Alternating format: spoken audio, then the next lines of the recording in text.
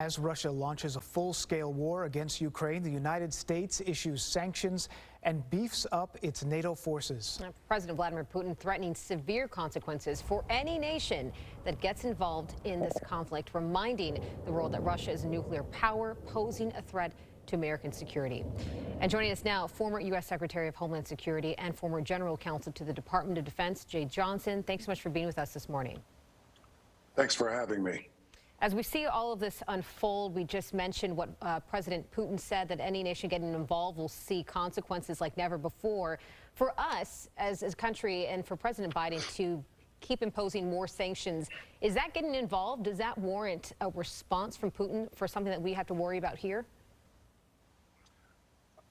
As events unfold in Ukraine, as we watch the tragic events there, Americans and New Yorkers should be asking the question that you just asked. What does this mean for us here in the homeland? In my judgment, the principal concern exists around cybersecurity. While the Department of Homeland Security, which I once led, says we see no specific and credible threat to the cybersecurity of our homeland, we do have to be concerned about the fact that in the past, Russia has launched cyber attacks in Ukraine on their critical infrastructure there.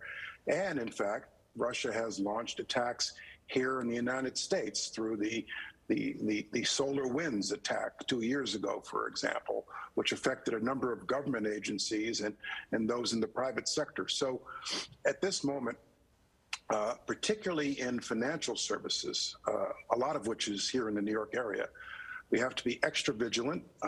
We have to take steps to harden our cybersecurity. And you know, the phrase, if you see something, say something, doesn't just apply to a suspicious package on a subway. It concerns a suspicious email, something that doesn't look right in your email system. The most devastating attacks on our cybersecurity in this country occur because someone opened an email, a link that they should not have. Now, we do know that the cyber warfare could be debilitating for us here in the U.S., especially since our day-to-day lives run on all kinds of technology. However, do you predict seeing something in terms of beyond cyber warfare happening to us here in the U.S. if we keep imposing more sanctions? I do not, honestly. I think cyber threats are the principal concern here. Our principal response to what's happening in Ukraine has been through sanctions. There is no plan to deploy our military in Ukraine. So I've been saying for some time now that cyberspace is the new battle space in terms of nation-state warfare. And so, and there is effectively cyber warfare going on in a number of places on this planet now. So in my judgment, if I were Secretary of Homeland Security today, I'd be counseling Americans that the cyber threat in this environment, in this tense environment, is the one we need to focus most on. And Mr. Johnson, you said it just there, that this battle is potentially a cyber warfare battle that we're seeing all across the world. We know that President Biden said no U.S. troops would get involved. He's issued these sanctions. But is there something more that the U.S. could do to not be on the back foot here? Maybe to launch some type of cyber intrusion against the Russians, to take a stand, to make a move at this point? If I were in the Situation Room today and a member of the National Security Council, as I was, I would certainly want to know what our offensive cyber options are in this context. And here are the pros and cons for that. Here are the collateral damage assessments, the implications, the likely response. This government, our government, has offensive cyber capabilities that are second to none. So that is certainly something that should be on the table as an option. It's interesting because the United States finds itself in such a unique position where essentially it's the world's policeman, the source that everyone looks to say, are you going to do something? Is something going to happen? And at this moment, the president and the U.S. government is essentially having to watch and see what happens with the rest of the world. Do you see anything that could change that? Would there be a tipping point that you could see where the U.S. has to take a different step here? certainly consistent with our NATO treaty obligations.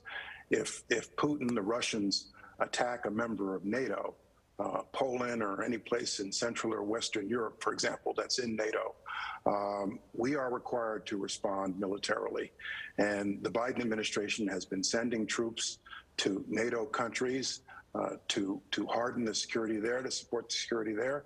That would certainly constitute a red line. And I think President Putin knows that, which is why he has never attacked a NATO country. But in this context, you're right, we cannot be the world's policeman.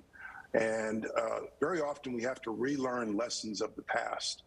I think that the principal threat to our homeland, as I've said, is cyber. And I think we have to be very careful about how we approach this conflict and not find ourselves in something that we did not intend or have not carefully thought through. Yeah, Mr. Johnson, I mean, speaking about that, not just cyber, too, further rising gas prices with Russia being the third largest producer of oil. That's just something we're going to have to be dealing with come this now and come this summer. I believe that Americans should expect to see rising gas prices. We have to guard against hoarding at the pump. Oil and gas companies cannot take advantage of this circumstance to raise prices unnecessarily. But yes, I do believe that Americans should be prepared for some degree of vigilance and sacrifice in this very, very tense situation. And we should all be supportive right now of the Ukrainian people and their plight. I don't believe, by the way, the emerging view is that Vladimir Putin is not acting rationally. I concur with that view. Even if you have Russian interest in mind, I think he's been president far too long. He's isolated. He's losing his grip on reality.